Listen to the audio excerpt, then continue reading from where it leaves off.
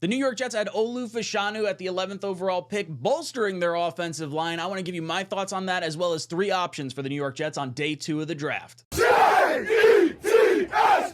Jets, Jets! All right, welcome in. The New York Jets add Olu Fashanu to their offensive line. This is the 4th offensive lineman that we've added this offseason. Tyron Smith, Morgan Moses, John Simpson, and now Olu Fashanu. The Jets are not screwing around when it comes to the offensive line. Now, clearly, I was very much pro team weapon. I wanted one of the top 3 receivers. I would have even taken Brock Bowers. I thought that would have been a fine move. Apparently, the New York Jets were not in on Brock Bowers whatsoever. It was all a smokescreen. Rome Odunze was the top guy on their board, which I did have right there. And I did say I would be all right with an offensive lineman in a trade down, although I'll be honest, one trade down spot is probably not exactly what I had in mind, but that's all right. Olu Fashanu coming in here. If you can be the DeBrickashaw-Ferguson for the next 10 years for the New York Jets, or Tyron Smith, like your pro comp is considered, I am going to be oh so happy. And Joe Douglas and Robert Saleh, the little bit of criticism that I would give is that this pick very much feels like it's for the future. You're not going all in necessarily for this season, like the way a wide receiver or tight end might have done with a weapon addition. And even Aaron Rodgers talking on the Pat McAfee show saying, we've added 3 offensive linemen. It may not have been the most pressing need right now, but it is a very critical need. Obviously, if you have Aaron Rodgers upright, you are going to have a chance in any game. And I think our roster is good enough that as long as Aaron Rodgers is healthy, you're going to have a shot. So even if you think the level of team success could have increased a little bit more with a weapon, I think you can look at what players fell out of the first round and how many picks the Jets have, and you could go up and get a second-round wide receiver. You could get one in the 3rd round. I'm looking forward to it. I'll give you guys my 3 players that I would take a look at for this. But overall, very happy with the Olu Fashanu pick. No sacks given up in his entire collegiate career. This guy has been an absolute stud. He has only 5 penalties over the entirety of his entire career. 3 seasons. He has not had many penalties whatsoever. So you're not going backwards. 5 penalties, I'll absolutely take that. When we just had 17 or something like that from Mekhi Becton just this past year. So Olu Fashanu, team captain, that means a lot for the New York Jets. He's really well-spoken. I loved watching his press conference with the New York Jets. Go check that out if you haven't seen that already. He says he's super comfortable playing different positions, which is something that knocked him down further on my big board because he was exclusively a left tackle. Now, if he's able to play like left guard or right guard in the event AVT's not fully healthy, or right tackle or left tackle, if he's got that kind of positional flexibility, I think you can really, really like this pick a lot more. I know I feel more comfortable hearing him say that, so that makes me feel a lot better. He's been basically known as a pass blocker more so than a run blocker, but I wouldn't be too concerned when you have your left tackle basically always protecting the blind side of your quarterback, that you kind of expect your right tackle to be more the run grader on the right-hand side and then your pass blocker on the left-hand side. So I'm very excited for this one. I do think the New York Jets are operating as long as you have success this season, you're coming back in 2025. So just like the Will McDonald pick last year was very much a pick for the future for after Bryce Huff, this is very much a pick for the future for after Tyron Smith and Morgan Moses. So Tyron Smith or Olu Fashanu, very, very excited to see what we wind up getting out of him and how much we're going to see him play. Because realistically, a good season for us means Olu Fashanu does not see a snap whatsoever. And I think that's a little bit of the irk that maybe I have here. But as a fan who's going to be with this team well beyond the duration of Joe Douglas and Robert Saleh, this is a pick that I'll be able to enjoy for hopefully a decade plus. So I can't be upset with this type of move.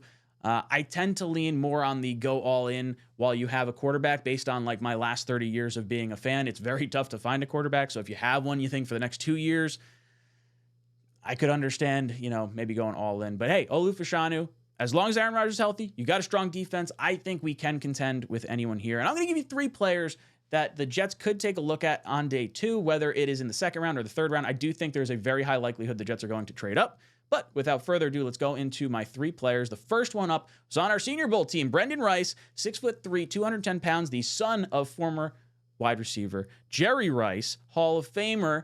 Might be nice to tap into that lineage. You guys know I really like having family members from, NFL caliber homes, which means you have training and food intake and all the nuances that Jerry Rice had, you were basically growing up in. So Brendan Rice is someone that the Jets have had in. I believe it was for a top 30 visit. So this could definitely be a target for the New York Jets here. 88% of the time spent out wide. He had 791 yards for USC this past year with 12 touchdowns. He has a very explosive burst off the line, and he's kind of the size profile that I wanted in Rome Odunze. They're obviously different level of prospects. You have first-round guy versus third-round guy, but if Brendan Rice can be eventually what Odunze could be, and you use Mike Williams as the Odunze role for this year, then you're also building potentially for the future while getting two guys for the outside. Now all of a sudden you put Garrett Wilson in the slot. That has me really excited because my argument for upgrading the offense was getting Lazard out of the slot, getting him less time on the field. If you put Brendan Rice on the outside, Mike Williams on the outside, and Garrett Wilson's in the slot, Garrett Wilson, to me, getting free releases is much better than Brock Bowers getting free releases for the New York Jets. So I'm totally happy with this one. I would not be upset with this pick whatsoever. The next player I want to take a look at is Roman Wilson, the wide receiver out of Michigan. Now, he's basically a slot wide receiver. 69% of the time he lined up in the slot, 6 foot tall, 192 pounds, 789 yards this past year, and 12 touchdowns. I don't know what he actually ran in the 40. I probably should have updated the slide. This was a slide I made a little bit ago, but they projected him to run in the 4.3 range. Really, really impressive wide receiver. Concerns for him would be drops and double catching. So you don't want to have those bobbled passes or anything along those lines. But he does have long arms for his size and strong hands. Now, they are projecting him to go in the 3rd round. Since I've made this slide, I think he has elevated his stock up higher. You may have to move up to get Roman Wilson, but I would totally be on board with this. And this is a type of player that could have a more successful pro career than he had in college, purely because the college ranks and Michigan in particular really utilized the running game. So I don't think you were able to highlight Wilson the way you might be able to do so in the NFL. I'd be very happy with Roman Wilson. The third player, and probably the one I would be most excited to land, would be Malachi Corley out of Western Kentucky, the former running back, now wide receiver. He's 5'11", 210 pounds. He would basically be moving Gibson into a backup role and having Corley start in the slot. And he's basically your returner anyway. So if you have the gadget guy, whether he could be the running back, the wide receiver, this guy runs like an absolute freak. 985 yards, 11 touchdowns. He had 11 touchdowns in each of the last 2 seasons. And his nickname is like, I don't know, is Yak God or Yak King? Whatever, I forget what it was. Absolutely nuts. He led the nation in yak yardage in 2022.